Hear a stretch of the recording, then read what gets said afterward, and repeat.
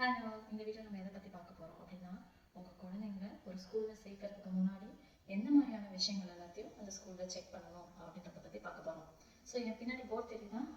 இந்த போர்டில் இருக்கிற விஷயங்கள்லாம் உங்களுக்கு பார்க்க எப்படி இருக்குது? எல்லாமே ரிவர்ஸ்டாக தெரியும். பட் இங்கேருந்து பார்க்குற எனக்கு நேராக தான் தெரியுது. அப்படி தான். ஸோ நம்ம கண்ணால் பார்க்குறது எல்லாமே உண்மைன்னு சொல்ல முடியாது. ஒரு ஸ்கூலில் மேனேஜ்மெண்ட் சைட்லேருந்து பார்க்கும்போது அங்கே இருக்கக்கூடிய விஷயங்கள் சரியாக தெரியும். ஆஸ் அ பேரண்டாக உங்கள் பக்கத்தில் இருந்து ஒப்பீனியன்ஸ் பார்க்கும்போது அந்த ஸ்கூலில் ஃபாலோ பண்ணுற ரூல்ஸ் வந்துட்டு தப்பாக தெரியும். ஸோ அப்போ ஒரு குழந்தைக்கு நீங்கள் ஸ்கூல் சூஸ் பண்ண போகிறீங்க அப்படின்னா எந்த மாதிரியான இன்ஃபர்மேஷன்ஸ் எல்லாம் உங்களுக்கு தெரிஞ்சிருக்கணும். அப்போ என் குழந்தைய ஸ்கூல் சேர்க்க போகிறேன். ஸோ என் வீட்டுக்கு பக்கத்தில் ஸ்கூல் இருக்குது, ஆர்டிஇக்கு அப்ளை பண்ணியிருக்கேன், ஸ்கூல் கிடைச்சிருக்கு, நான் அட்மிஷன் போட்டுட்டேன். பட் ஸ்கூலில் பார்த்தீங்கன்னா நல்ல இன்ஃப்ராஸ்ட்ரக்சர் இல்லை, டீச்சிங் சரியில்லை அப்படின்னு நிறைய கம்ப்ளைண்ட்ஸ் இருக்கும். ஒரு சில பேர் எனக்கு ஆர்டிலாம் வேண்டாம், அது எவ்வளோ ஃபீஸ் ஆனாலும் பரவாயில்ல, நான் ஃபீஸ் கட்டியே படிக்க வைக்கிறேன், என் பிள்ளை சிபிஎஸ்சியில் படிக்குது, என்சிஆர்டி சிலபஸ் படிக்குது அப்படின்னு சொல்லுவோம். பட் அந்த குழந்தைக்கு ஒரு நாலேஜும் இருக்காது, ஒரு டிசிப்ளினும் இல்லாத மாதிரி இருக்கும். ஸோ அப்படிலாம் இருக்கும்போது என்னடா நம்ம இவ்வளோ ஃபீஸ் கட்டியிருக்கோம், பட் குழந்தைக்கு ஒரு நாலேஜுமே இல்லையே, ஒரு பேசிக் வேர்டு கூட இங்கிலீஷில் பேசலையே அப்படின்ற ஒரு கவலையோ வருத்தமும் எல்லா பேரண்ட்ஸ்கிட்டையும் இருக்கும். ஸோ அப்போ ஒரு குழந்தைய நம்ம ஸ்கூலில் சேர்க்க போகிறோம் அப்படின்னா எந்த மாதிரியான செக்லிஸ்ட்லாம் நம்ம ஃபாலோ பண்ணணும் அப்படின்னு இருக்குது. ஸோ அதில் ஒரு 10 மெயின் ரூலை தான் நான் உங்களுக்கு இப்போ நான் சொல்ல போகிறேன். ஸோ இது எதை பேஸ் பண்ணதுன்னா ரிவர்ஸ் ரியாலிட்டியை பேஸ் பண்ணது. ஸோ நம்ம கண்ணால் பார்க்குற எல்லா விஷயமும் சரி கிடையாது, அவங்கவுங்க பாயிண்ட் ஆஃப் வியூவில் தான் சரி. ஸோ நம்ம குழந்தை நல்லா படிக்கணும்னா அதுக்கான முழு எஃபர்ட்டும் நம்ம தான் எடுக்கணும் அப்படின்றத மீன் பண்ணுறதுக்காக தான் இந்த ரிவர்ஸ் ரியாலிட்டி. ஸோ ஃபர்ஸ்ட் வந்துட்டு ஒரு ஸ்கூலில் அட்மிஷன் போட போகிறீங்க உங்கள் குழந்தைக்கு அப்படிங்கும்போது என்ன விஷயம் தெரிஞ்சுக்கணும் அப்படின்னா, முதல்ல ரெகக்னைசேஷன். ஸோ ஒரு ஸ்கூலில் அது ஸ்டேட் போர்ட் ரெகக்னைஸ்டா இல்லை சென்ட்ரல் அதாவது சிபிஎஸ்சி ஸ்கூலா இல்லை அது இன்டர்நேஷ்னல் லெவல் அத்தரைஸ்டான ஸ்கூலா, அந்த ஸ்கூலுன்றதுக்கான அங்கீகாரம் இருக்கா, என் குழந்தை ஒரு ஸ்டேட் போர்ட் சிலபஸ் தான் படிக்க போதா இல்லை சிபிஎஸ்சி சிலபஸை ஃபாலோ பண்ணி தான் இந்த ஸ்கூலில் வந்து நடத்துகிறாங்களா, ஸ்கூல் நடத்துறதுக்கான அங்கீகாரம் இவங்ககிட்ட இருக்கா அப்படின்றத நீங்கள் கம்பல்சரி செக் பண்ணணும். And second one is teachers quality. So teachers குவாலிட்டியை நம்ம எப்படி செக் பண்ணுறது அப்படின்னா, சில பேர் வந்துட்டு யூஜி பிஜி பண்ணிட்டு எம்ஃபில் பண்ணிட்டு அப்படியே வந்துட்டு ஒரு டீச்சராக வந்திருப்பாங்க, இல்லை பிஹெச்டி முடிச்சுட்டு வந்திருப்பாங்க. சில டீச்சர்ஸ் வந்து ரொம்ப வெல் நாலேஜாக இருப்பாங்க, பட் பிஎட் எதுவும் பண்ணியிருக்க மாட்டாங்க. சில டீச்சர்ஸ் வந்து டிடெட் மட்டும்தான் முடிச்சுட்டு வந்து உங்களுக்கு டீச்சிங் பண்ணுவாங்க. ஸோ நம்ம குழந்தை இப்போ படிக்க போகிறாங்க அப்படின்னா டீச்சர்ஸோட குவாலிட்டி அப்படின்றது ரொம்ப முக்கியம். ஸோ டீச்சிங் ப்ரொஃபஷனுக்கு உண்டான பிஎட் பண்ணியிருக்காங்களா, இல்லை டிடிஎட் பண்ணியிருக்காங்களா, இல்லை எம்எட் பண்ணியிருக்காங்களா அப்படின்றத செக் பண்ணணும். ஈவன் ஒரு சில ஸ்கூலில் பிஎட் டிடிஎட் பண்ணாத டீச்சர்ஸ் கூட ரொம்ப குவாலிட்டியாக டீச் பண்ணுவாங்க. ஸோ அப்போ டீச்சிங் குவாலிட்டி வந்துட்டு பிஎட் பண்ணால் மட்டும்தான் போதுமானா கிடையாது. உங்கள் குழந்தைங்களோட அவங்க எந்த அளவுக்கு ஜெல் ஆகுறாங்க, அவங்க வந்து உங்கள் குழந்தைக்கு எந்த அளவுக்கு டீச் பண்ணுறாங்க, குழந்தைங்களோ எப்படி அந்த நாலேஜை அவங்கள்ட்ட வந்து ரிசீவ் பண்ணிக்கிறாங்க அப்படின்றது எல்லாமே பார்க்கணும். ஸோ பிஎட் பண்ணாத டீச்சர்ஸுமே குழந்தைங்களுக்கு டீச் பண்ணுற மெத்தட்ஸ் ஈஸியாக தெரியும். ஸோ அப்படிங்கும்போது அப்போ குழந்தைக்கு தேவையான மாதிரி அவங்க டீச் பண்ணுறாங்களா, அவங்களுக்கு புரியுற மாதிரியான டீச்சிங் இருக்கா அப்படின்றது எல்லாத்தையும் நீங்கள் கம்பல்சரி செக் பண்ணணும். And third one is infrastructure. So இது ரொம்ப இம்பார்ட்டன்ட். ஒரு ஸ்கூல் அப்படி இருக்குன்னா அந்த ஸ்கூலில் கிளாஸ் ரூம் எப்படி இருக்குது, அந்த கிளாஸ் ரூமில் வென்டிலேஷன் இருக்கா, ஓகேவா. இப்போ ஒரு கிளாஸ் ரூம் இருக்குது, அந்த கிளாஸ் ரூம்குள்ளே ஒரு சின்ன கிளாஸ் ரூம்னா அதில் எவ்வளோ கெப்பாசிட்டி ஆஃப் ஸ்டூடெண்ட்ஸ் இருக்க முடியுமோ அவ்வளோதான் வைக்கணும். பட் என்ன பண்ணுவாங்க, மோர் தென் ஸ்டூடெண்ட்ஸை ஒரு சின்ன ஸ்பேஸில் அடைச்சி வச்சிருவாங்க. ஸோ அந்த மாதிரி எதுவும் இல்லாமல் குழந்தைங்களுக்கு நல்ல காற்றோட்டமான வசதி இருக்கா அந்த கிளாஸ் ரூமில். இப்போ ஒரு கிளாஸில் ஒரு 15 to 30 குழந்தைங்க இருக்காங்க அப்படின்னா அவங்களுக்கு ஃபேன் இருக்கா, சரியாக வந்துட்டு லைட் ஃபெசிலிட்டி இருக்கா, இல்லை விண்டோ ஃபெசிலிட்டி இருக்கா, டோர்ஸ் எல்லாம் எப்படி இருக்குது அப்படின்றத நீங்கள் மெயின்லி பார்க்கணும். அண்ட் அது மட்டும் இல்லாமல் குழந்தைங்களுக்கு இது லேப் ஃபெசிலிட்டி இருக்கா. ஒரு இன்ஃப்ராஸ்ட்ரக்சர் அப்படின்னு வரும்போது class room important, ventilation important, அதோட அவங்க லேர்னிங்க்கு ரொம்ப ஹெல்ப் பண்ணுற மாதிரி ஒரு லைப்ரரி இருக்கணும், ஒரு லேப் இருக்கணும், இதெல்லாம் ரொம்ப ரொம்ப இம்பார்ட்டன்ட். ஸோ அந்த மாதிரியான ஃபெசிலிட்டிஸ் நீங்கள் சூஸ் பண்ணுற ஸ்கூலில் இருக்கா அப்படின்றத நீங்கள் கம்பல்சரி செக் பண்ணணும். அதுதான் infrastructure. And fourth one is hygiene. So ஹைஜீன்றது ரொம்ப ரொம்ப இம்பார்ட்டன்ட். ஃபார் எக்ஸாம்பிள் இப்போ ரெஸ்ட் ரூம் இருக்குது அப்படின்னா ஒவ்வொரு ஃப்ளோருக்கும் ஒரு ரெஸ்ட் ரூம் இருக்கா, அந்த ரெஸ்ட் ரூம் வந்துட்டு விமென்ஸ்க்கு தனியாக பாய்ஸ்க்கு தனியாக இருக்கா. ஸோ கேர்ள்ஸ்க்கு இப்போ குழந்தைங்க இருக்காங்க, ஒரு 3 வயசு குழந்தைங்க நீங்கள் எல்கேஜி சேர்க்குறீங்க இல்லை ப்ரீகேஜி சேர்க்குறீங்க அப்படிங்கும்போது அந்த ஸ்கூலுக்கு அந்த குழந்தை வந்து ரெஸ்ட் ரூம் போகும்போது டீச்சர்ஸ் கூட போகிறாங்களா, இல்லை ரெஸ்ட் ரூம் உள்ளே போகும்போது அதை அட்டன் பண்ணுறதுக்கு அட்டெண்டர் இருக்காங்களா, அண்ட் ரெஸ்ட் ரூம்லேருந்து குழந்தை சேஃபாக வெளியில் வருதான்றதை எல்லாத்தையும் வாட்ச் பண்ணுறாங்களா அப்படின்றத கம்பல்சரி நீங்கள் நோட் பண்ணணும். And one more thing, drinking water. So குழந்தைங்களுக்கு ட்ரிங்கிங் வாட்டர் இருக்கா, குழந்தைங்க ஒரு 8 மணி நேரம் ஸ்கூல்ல இருக்காங்க, இல்ல 10 மணி நேரம் ஸ்கூல்ல இருக்காங்க அப்படின்னா any time water facility compulsory இருக்கணும். அது ஈவன் ரெஸ்ட் ரூமா இருந்தாலும் சரி, இல்ல ட்ரிங்கிங் வாட்டரா இருந்தாலும் சரி. ஸோ 2 ஃபெசிலிட்டியுமே அவங்களுக்கு இருக்கா? ரெஸ்ட் ரூம் எல்லாம் ரொம்ப கிளென்லினஸா, கிளீனா, ஹைஜீனிக்கா மெயின்டைன் பண்றாங்களா? ஏன்னா குழந்தைங்களுக்கு ஈவன் நம்ம ஸ்கூலுக்கு புதுசா அனுப்பும்போது ஒரு புதுசா ஒரு ரெஸ்ட் ரூம் யூஸ் பண்ண போறாங்க அப்படின்னா அவங்களுக்கு வந்து யூடிஐ ப்ராப்ளம்லாம் வரும். அண்ட் வந்துட்டு அவங்க வந்து புதுசா ஒரு வாட்டர் அவங்க குடிக்க போறாங்க அப்படின்னா அவங்களுக்கு த்ரோட் இன்ஃபெக்ஷன் வரதுக்கான சான்சஸும் இருக்கு. ஸோ அப்போ வந்துட்டு ஆரோ ஃபெசிலிட்டி அவங்க பண்ணி கொடுத்துருக்காங்க அப்படின்றத எல்லாத்தையும் கம்பல்சரி நீங்க நோட் பண்ணணும். That one is hygiene. And அடுத்து வந்துட்டு டிரான்ஸ்போர்ட். ஸோ டிரான்ஸ்போர்ட் அப்படின்றது ரொம்ப ரொம்ப இம்பார்ட்டன்ட். ஸோ 2 பேரண்ட்டுமே, இப்போ அம்மா அப்பா 2 பேருமே என்ன பண்ணுவாங்க, ஒர்க்கிங் பீப்புளாக இருப்பாங்க. ஸோ வந்து உங்களுக்கு ஆன் டைமுக்கு பஸ் வர மாதிரி நீங்கள், விச் மீன்ஸ் குழந்தைய ஸ்கூலுக்கு அனுப்பிட்டு அதுக்கப்புறம் நீங்கள் வேலைக்கு போகிற மாதிரி இருக்கும். ஸோ அப்போ ஆன் டைமுக்கு பஸ் வருதா அப்படின்றத நோட் பண்ணணும். பஸ் ரொம்ப சேஃபாக இருக்கா, பஸ்ஸில் எந்த இஷ்யூவும் இல்லையா அப்படின்றத செக் பண்ணணும். நீங்கள் எப்படி ஒரு கிளாஸ் ரூமில் ஸ்ட்ரென்த்தை டம்ப் பண்ணாமல் ஃப்ரீயாக வச்சுருக்காங்கன்றதை செக் பண்ணுறீங்களோ அதே அளவுக்கு டிரான்ஸ்போர்ட்லேயும் ஒரு குழந்தைங்க இவ்வளோதான் கெப்பாசிட்டி உட்காரணும் ஒரு பஸ்ஸோ வேனோ அப்படின்னா அந்த கெப்பாசிட்டியை தாண்டி குழந்தைங்களை அதிகமாக டம்ப் பண்ணி அந்த பஸ்ஸில் கூட்டு போகிறாங்களா அப்படின்றத செக் பண்ணணும். கம்பல்சரி டிரைவரை செக் பண்ணணும்.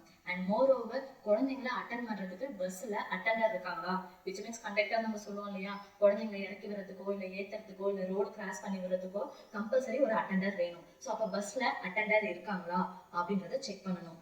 ஈவன் வந்துட்டு அந்த குழந்தைங்களுக்கு அனுப்புற பஸ்ல ஜிபிஎஸ் இருக்கா அப்படின்றத செக் பண்ணணும். ஸோ ஜிபிஎஸ் எதுக்காக அப்படின்னு சொல்லி பார்த்தீங்கன்னா நீங்க வந்துட்டு ரியல் டைம் லொகேஷனை நீங்க அதில் பார்த்துக்கலாம். ஃபார் எக்ஸாம்பிள் பஸ் வந்துட்டு ஆன் தி வேல இருக்கா அப்படின்றத நீங்க செக் பண்ணிக்கலாம். கரெக்டான டைமுக்கு ஸ்கூலுக்கு ரீச் ஆயிடுச்சா, ஸ்கூல்ல இருந்து எப்போ பஸ் கிளம்புது அப்படின்றத நீங்க பார்த்துக்கும் போது உங்க குழந்தையோட சேஃப்டியை நீங்க வந்து வாட்ச் பண்ணிக்கிட்டே இருக்கிற மாதிரி இருக்கும். சிசிடிவி ஃபார் எக்ஸாம்பிள் இப்போ ஜிபிஎஸ் ஃபாலோ பண்ணுவோம், ஓகே பஸ் மூவ் ஆக ஆரம்பிச்சிருச்சு, ஸோ இந்த லொகேஷன்ல வந்துட்டு இருக்கு, அடுத்து இந்த ஸ்டாப்புக்கு தான் வரப்போது, நம்ம இந்த டைமுக்கு பஸ் ஸ்டாப்ல இருக்கணும், இல்லை இந்த டைமுக்கு கரெக்டாக எக்ஸாக்டா போயிடுச்சு. இல்லை ஒரு சில டைம் வந்துட்டு ஜிபிஎஸ்ல நீங்க பார்க்கும்போது பஸ் பார்த்தீங்கன்னா ரொம்ப, நீங்க பஸ்ல குழந்தைய சீக்கிரம் ஏற்றி விட்டுருப்பீங்க, பட் பாத்தீங்கன்னா ரொம்ப லேட்டா தான் போய் ரீச் ஆயிருக்கும். அப்ப என்ன ரீசன், பஸ்ல ஏதாவது ப்ராப்ளமா அப்படின்னு உங்க குழந்தையோட சேஃப்டிக்காக அந்த ஜிபிஎஸ் பொருத்திருக்காங்களா அப்படின்றதையும் நீங்க டிரான்ஸ்போர்ட் ஃபெசிலிட்டியில பார்க்கணும். அண்ட் அடுத்து வந்து சேஃப்டி. ஒரு குழந்தைய ஸ்கூலுக்கு அனுப்ப போறோம், ஒரு எல்கேஜில இருந்து 12வது வரைக்கும் அந்த ஸ்கூல்ல தான் நான் படிக்க வைக்க போறேன் அப்படின்னு முடிவு பண்ணிட்டீங்க. ஏன்னா நான் வெளியில விசாரிச்சுட்டேன், ஸ்கூல் ரொம்ப நல்ல ஸ்கூல்னு சொல்றாங்க. ஸோ இந்த ஸ்கூல்ல தான் என் பிள்ளை படிக்கணும், நான் கவர்மெண்ட் ஸ்கூல்ல படிச்சேன், என் பிள்ளை பிரைவேட் ஸ்கூல்ல படிக்கணும், இல்லை என் பிள்ளை வந்து ஒரு என்சிஆர் சிலபஸ் படிக்கணும், இல்லை இன்டர்நேஷனல் சிலபஸ் படிக்கிற ஒரு ஹைஃபையான ஸ்கூல்ல படிக்கணும் அப்படின்னு நம்ம நினைக்கிறது எல்லாமே சரிதான். பட் அந்த இடத்துல சேஃப்டி இருக்கா அப்படின்றத நம்ம செக் பண்ணணும்.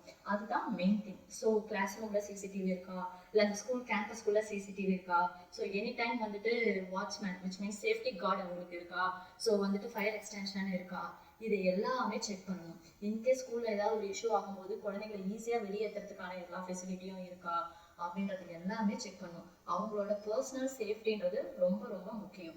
ஈவன் அவங்க வந்து ஒரு ரெஸ்ட் ரூம் போறாங்கனாலும் சரி, ஸோ ரெஸ்ட் ரூம்க்கு ஒரு அட்டெண்டர் வேணும் கம்பல்சரி. ஃபார் எக்ஸாம்பிள் இப்போ அவங்க போறாங்க, ஒரு தண்ணி தொட்டியை எட்டி பார்க்குறாங்க, ஸோ இது எல்லாத்தையுமே வாட்ச் பண்றதுக்கு சுற்றி ஆள் இருக்காங்களா, உங்க குழந்தை ரொம்ப ப்ரொடெக்டிவா இருக்காங்களா. இப்போ நான் குழந்தைய ஸ்கூலுக்கு பஸ் ஏற்றி அனுப்பிட்டேன்னா ஈவினிங் வரைக்கும் எனக்கு அவங்கள பத்தின சிந்தனை இருக்கவே கூடாது. விச் மீன்ஸ் அவ சேஃபா செக்யூர்டான ஒரு இடத்துல தான் இருக்கா அப்படின்ற ஒரு நம்பிக்கையை உங்களுக்கு தர மாதிரியான ஒரு ஸ்கூலா இருக்கணும். எப்பவுமே வந்துட்டு என்ன பண்ணிட்டு இருப்பாளோ, இப்போ அவளுக்கே ஒரு உடம்பு சரியில்லைன்னு வச்சுக்கோங்க, இப்போ ஃபீவர்னு வச்சுக்கோங்க, உடனே உங்களுக்கு அந்த இன்டிமேஷன் கொடுக்குறாங்களா, இல்லை லேட்டரெல்லாம் கொடுக்குறாங்களா, வெறுமனே ஃபீவரா போய் படுத்துக்கோ காலை ஈவினிங் வீட்டுக்கு போ அப்படின்னு சொன்னாங்க. ஒவ்வொரு ஆக்டிவிட்டியுமே வந்து உங்களுக்கு இன்ஃபார்ம் பண்ணிக்கிட்டே இருக்காங்களா அப்படின்ற எல்லாத்தையுமே நீங்க நோட்டீஸ் பண்ணணும். அதுதான் safety. And 7th one is sports. ஸ்போர்ட்ஸ்ன்றது இப்போ இருக்கிற காலகட்டத்தில் ரொம்ப ரொம்ப முக்கியம். முன்னாடிலாம் என்ன பண்ணுவாங்க, ஸ்போர்ட்ஸ்ன்றது விளையாட்டை விட்டுட்டு படிப்பில் கொஞ்சம் கவனம் செலுத்துன்னு ரொம்ப ஃபோர்ஸ் பண்ணுவாங்க. பட் இப்போ வந்து ஸ்போர்ட்ஸுக்கு நிறைய இம்பார்ட்டன்ஸ் எல்லாமே கொடுக்குறாங்க. அண்ட் நிறைய ஸ்கூல்ஸ்லையுமே ஸ்போர்ட்ஸுக்கு நிறைய இம்பார்ட்டன்ஸ் கொடுக்குறாங்க.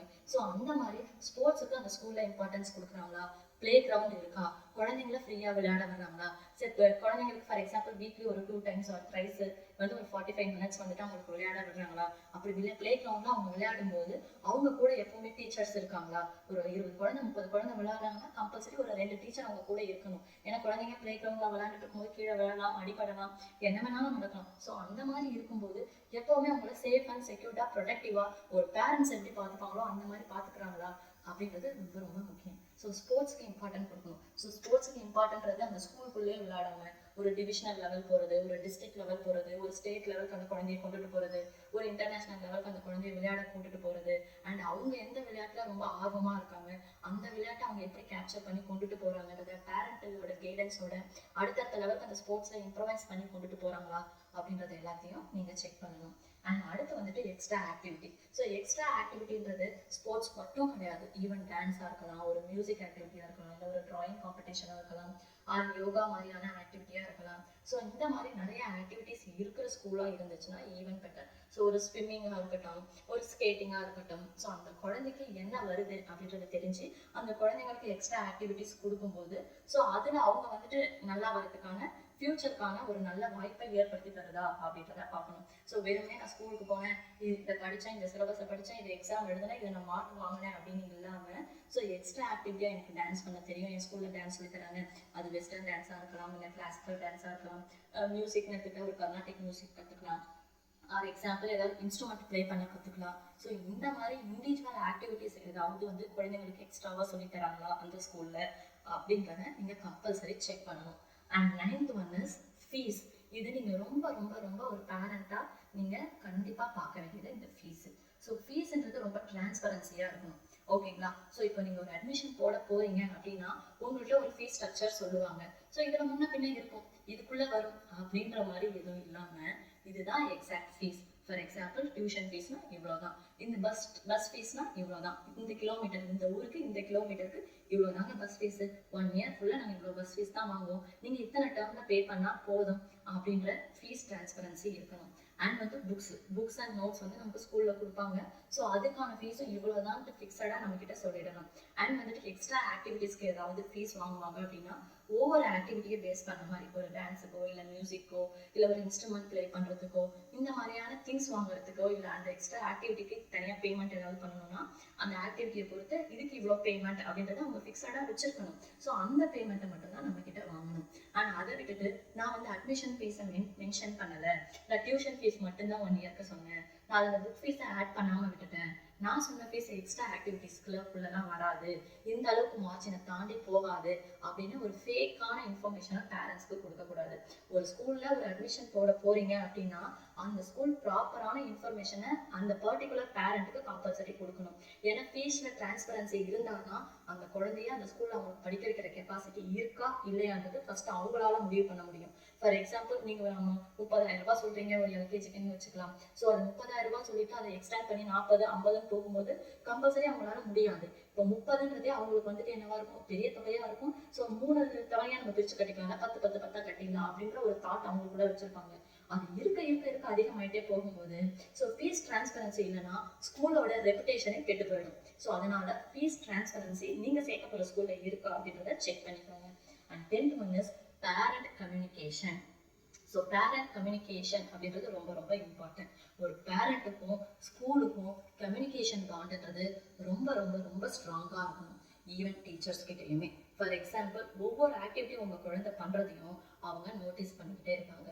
அதிகபட்சமாக குழந்தைங்க வீட்டில் இருக்கிறத விட 12th முடிக்கிற வரைக்குமே ஸ்கூலில் தான் இருக்க போகிறாங்க அதிக டைம். ஸோ அப்போ அவங்க ஆக்டிவிட்டீஸ் ஃப்ரெண்ட்ஸ் கூட இருக்கும்போது எப்படி இருக்குது, டீச்சர் இருக்கும்போது எப்படி இருக்குது, வெளியில் சர்க்கிள்குள்ளே வந்துட்டு எப்படி இருக்குது அப்படின்றத டீச்சர்ஸால் தான் நோட் பண்ண முடியும். ஸோ அப்படிங்கும்போது அவங்க பண்ணுற நல்ல விஷயமா இருக்கட்டும் இல்லை தப்பான விஷயமா இருக்கட்டும், ஆர் ஒரு ஹெல்த் சிக்காக இருக்காங்க அப்படின்ற விஷயமா இருக்கட்டும், எல்லாமே டிரான்ஸ்பரண்டாக பேரண்ட்டுக்கு இன்ஃபார்ம் பண்ணிக்கிட்டே இருக்கணும். ஒரு சின்ன விஷயமா இருந்தாலும் இது சின்ன விஷயம் தானே, நம்ம சொல்லலாம்னு நினச்சேன் பட் நான் மறந்துட்டேன் அப்படின்ற எந்த ஒரு இதுவுமே இல்லாமல் பேரண்ட்ஸ்க்கு கம்பல்சரி ஒரு குழந்தை பற்றின எல்லா விஷயமும் சொல்லணும். அது ஈவன் ஸ்டடீஸாக இருந்தாலும் சரி, அதர் இஷ்யூவை ஏதாவது கிரியேட் பண்ணாலும் சரி, நான் முன்னையே உங்கள் குழந்தை இந்த மாதிரி தப்பெல்லாம் பண்ணிச்சு, நான் போனா போதும் மன்னிச்சு விட்டுட்டு உங்கள்கிட்ட கொண்டுட்டு வரல, திரும்பவும் இதே தப்பை தான் பண்ணுறான். ஃபார் எக்ஸாம்பிள் ஒரு ஹோம்ஒர்க் கொடுத்தேன், 2 நாளாக பண்ணலாச்சு, போனா போதுன்னு விட்டுட்டேன், இப்போ 2 மாசமா ஹோம்ஒர்க் பண்ணாமே இருக்கான், நீங்கள் பேரண்ட்ஸ் டீச்சர்ஸ் மீட்டிங்க்கு வரப்ப சொல்லலாம்னு இருந்தேன், அதான் இப்போ சொல்கிறேன் அப்படின்ட்டு அதை ரொம்ப டிலே பண்ணி லென்த்தாக ஒரு இஷ்யூவை கிரியேட் பண்ணி அப்போ நம்ம சொல்லக்கூடாது. ஒரு குழந்தை ஒரு தப்பு பண்றாங்க அப்படின்ற பட்சத்துல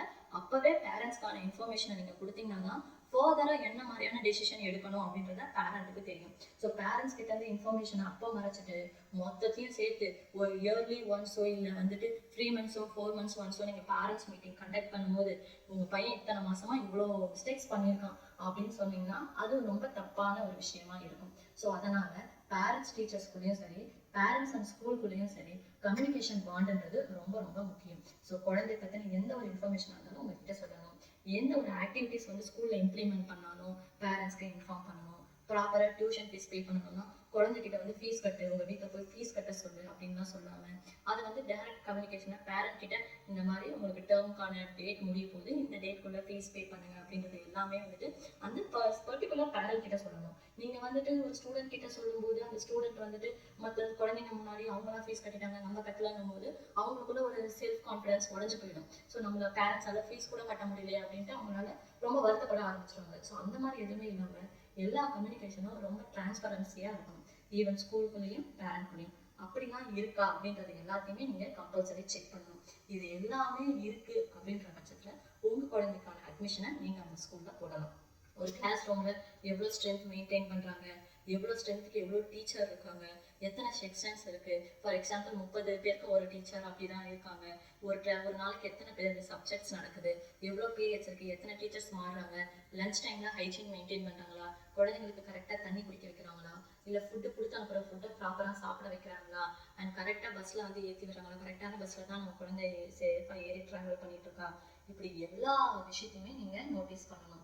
ஸோ இது வந்துட்டு நான் ஒரு ஸ்கூலுக்குள்ளே போயிட்டு எப்படி நீங்கள் ரெகனைஸ்டு ஸ்கூலா இல்லை உங்கள் டீச்சரோட குவாலிட்டி எப்படி இருக்குது அப்படின்றத நான் கேட்க முடியாது. அது எப்படி சரி வரும் அப்படின்னு நீங்கள் யோசிக்கலாம். ஸோ ஒரு குழந்தைய நீங்கள் ஒரு எல்கேஜி டு 12வது கிட்டத்தட்ட 14 வருஷம், ஒரு ப்ரிகேஜியோட சேர்க்குறீங்கன்னா ஒரு 15 வருஷம் ஒரு ஸ்கூலில் சேர்க்க போகிறாங்க, ஒரு ஸ்கூலில் தான் படிக்க போகிறாங்க அப்படின்னு நீங்கள் முடிவு பண்ணிட்டீங்க அப்படின்னா ஒரு 15 வருஷத்துக்கான உழைப்பு, உங்களோட ஃபியூச்சர், உங்கள் குழந்தையோட ஃபியூச்சரை டிசைட் பண்ண போகிறது அந்த ஸ்கூல் தான். அப்படிங்கும்போது குழந்தைக்கு நீங்கள் கட்டுற ஃபீஸுக்கு குவாலிட்டியான ஒரு எஜுகேஷன் தர ஸ்கூலாக நீங்கள் செக் பண்ணுறதுல எந்த ஒரு தப்பும் கிடையாது.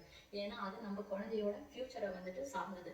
ஸோ நம்ம இதால் குழந்தைங்க வந்து சஃபர் ஆகக்கூடாது. ஸோ ஃபீஸ் கட்டுற நம்மளும் சஃபர் ஆகக்கூடாது, அதால் சரியாக படிக்காமல் குழந்தையோட ஃபியூச்சரும் ஸ்பாயில் ஆகிடக்கூடாது. ஸோ அதனால் ஒரு ஸ்கூல் சேர்க்கறதுக்கு முன்னாடி இந்த 10 பாயிண்ட்ஸும் இருக்கா அப்படின்றத நீங்கள் கம்பல்சரி செக் பண்ணணும். என்னன்றதை ரீகேப் பண்ணிடலாமா? ஸோ ஸ்கூல் அட்மிஷனுக்கான செக்லிஸ்ட் என்னென்னு பார்த்தீங்கன்னா, ஃபர்ஸ்ட் ரெகக்னைஸ்டு ஸ்கூலாக இருக்கணும், டீச்சர்ஸ் குவாலிட்டியாக இருக்கணும், அண்ட் இன்ஃப்ராஸ்ட்ரக்சர் ரொம்ப முக்கியம், ஹைஜீனிக்காக இருக்கணும், அண்ட் டிரான்ஸ்போர்ட் ஃபெசிலிட்டி இருக்கணும், சேஃப்டி ஃபெசிலிட்டி இருக்கணும், ஸ்போர்ட்ஸ் இருக்கணும், அண்ட் எக்ஸ்ட்ரா கரிக்குலர் ஆக்டிவிட்டீஸ்க்கு இம்பார்ட்டன்ட் கொடுக்கணும், ஃபீஸ் ஸ்ட்ரக்சர் டிரான்ஸ்பரண்ட்டாக இருக்கணும், அண்ட் பேரண்ட் கம்யூனிகேஷன் பாண்ட் வந்துட்டு ரொம்ப ஸ்ட்ராங்காக இருக்கணும். இது எல்லாம் இருக்கா அப்படின்றத செக் பண்ணிவிட்டு இந்த ஜூனில் உங்கள் குழந்தைய ஒரு கரெக்டான ஸ்கூலுக்கு அட்மிஷன் போடுங்க. அண்ட் இதே மாதிரி இன்னொரு வீடியோவில் நான் உங்களை மீட் பண்ணுறேன். Stay tune.